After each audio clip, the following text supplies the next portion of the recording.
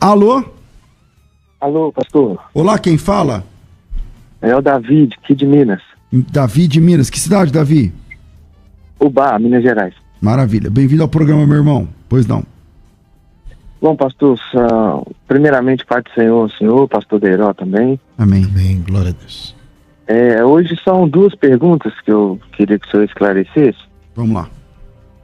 A primeira delas é a respeito de Gênesis 37, onde fala ali sobre José e seus irmãos. Eu gostaria de saber se o entendimento dos irmãos dele a respeito das estrelas e o entendimento do pai dele, né, de Israel, se é a respeito do sol e a lua, se esse entendimento, apesar de não ser tido por Deus, né, foi o entendimento deles, está correto. Tá, e a segunda? Deu para entender? Deu. E a segunda eu fui 20 anos da Igreja Cristã Maranata, eu tenho pais, meus sogros são de lá também, e eu sei que o senhor a considera como uma seita, né? E eu gostaria de saber o porquê da Congregação Cristã do Brasil não ser considerada seita pelo senhor e a Maranata sim. Tá certo. Obrigado, meu irmão. Deus abençoe. Amém, obrigado. Pastor Deiró, Gênesis 37, como é que fica? Bom, a pergunta dele é como que o pai e a mãe viam aquele sonho. Está no texto, no verso 10. Quando contaram, ou quando José contou para o pai dele e para os irmãos dele, o pai dele o repreendeu e disse-lhe: que sonho é este que você sonhou? Porventura viremos eu e a tua mãe e teus irmãos a nos inclinar perante ti em terra? Então, ao que parece, no momento que o José contou o sonho para o pai imediatamente interpretou como sendo ele alguém destacado da família, a quem todos os outros se inclinariam por dependência. E José falou disso lá no futuro. Mais adiante, 49 e 50 do livro de Gênesis, o José está dizendo: foi Deus que me enviou adiante de vocês para cuidar de vocês e da vossa descendência. Então, de fato, o José foi aquele que Deus escolheu para cuidar dos próprios irmãos que fizeram mal a ele, jogando ele no buraco. Então, é uma amostra de como é o coração de alguém chamado por Deus para cuidar dos outros, como um pastor, por exemplo, que cuida daqueles que o feriram. E este é o caso de José. Por isso ele é uma figura do Senhor.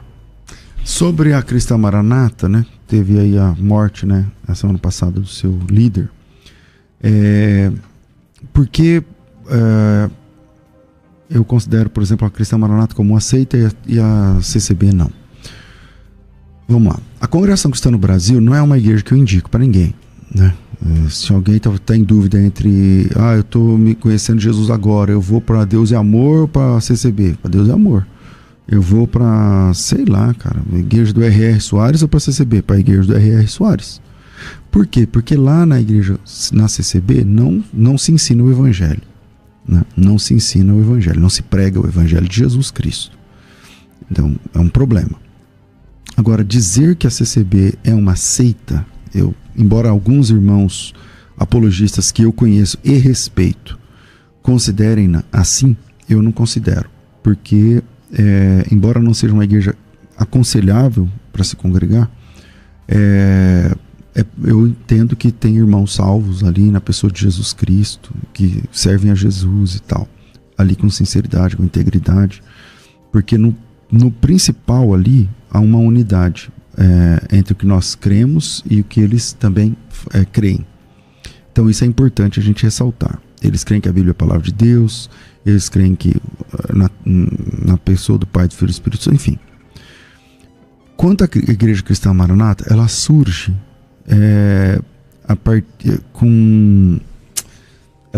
é diferente da CCB, por exemplo. Ela tem a ideia da bibliomancia, que é uma sistemática utilizada em tudo quanto é tudo que eles vão fazer tem a ver com bibliomancia. Eles abrem, fecham os olhos, abrem a Bíblia em qualquer parte, leem o texto a esmo, um fragmento de qualquer versículo que aparecer ali, dependendo do teor, se positivo ou negativo, eles entendem que ali é uma consulta à palavra, e para sim ou para não. Isso serve para qualquer coisa, para casar, para comprar, para vender, para ir embora da cidade, enfim.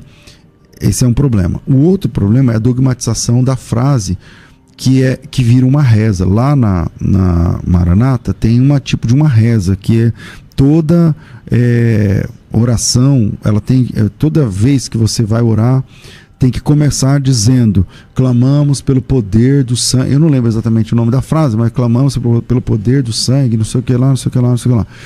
É um tipo de reza.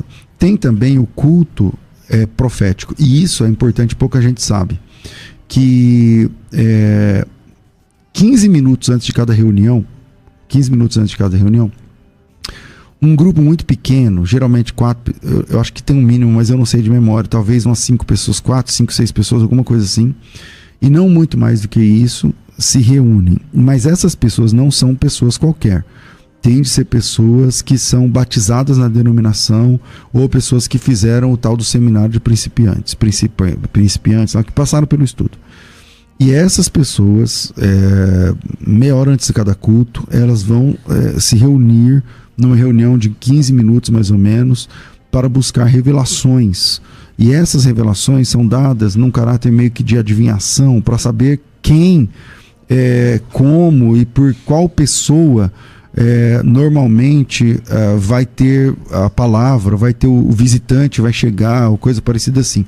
Então são práticas bem estranhas, né? Tem a consulta dos dons, por exemplo, que é realizada basicamente também pela consulta da palavra, pela qual se apresenta um dom, alguém presente no culto levanta, recita um clamor, logo em seguida 2 ou 3 consultam a Bíblia fechando o olho, abrindo, aí o outro fecha o olho, abre a Bíblia, o outro fecha o olho, abre a Bíblia, para saber se aquilo tem ou não tem procedência, tal.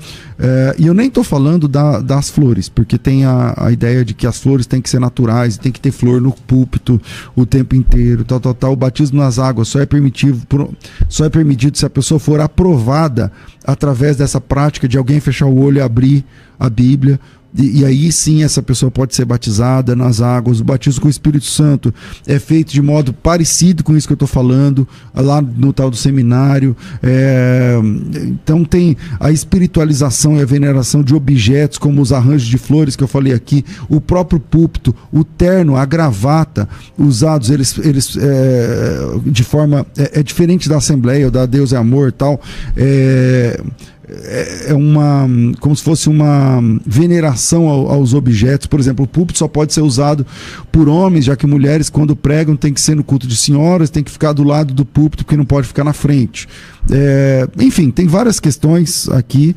Quando eu falei do terno, eu falei: não, pastor, mas tem igreja que também usa terno. É que o terno e gravata lá, além de ser obrigatório, eles alegam que obtiveram uma revelação de Deus, porque é tudo sendo em revelação, que ao se ataviarem com aqueles paramentos e tal, eles têm ali uma autoridade sobrenatural, eles recebem essa autoridade, alguma coisa assim. Então, eu estou falando de, sei lá quantas coisas eu falei aqui, umas 4, 5, talvez, mas tem muito mais de onde vieram essas, que transformam a Maranata numa seita. Você olha, parece uma igreja evangélica, mas quando você vai acompanhar de perto um evangélico comum, não vai dar certo ali dentro, porque ele vai perceber tudo isso. Vamos lá. O Wittenberg, ele está dizendo assim: pastor, é isso aí, eu já fui da Maranata e é desse jeito que o senhor está falando aí, sem tirar nem pôr. Pois é. Quem discorda, pesquisa tudo isso que eu estou falando.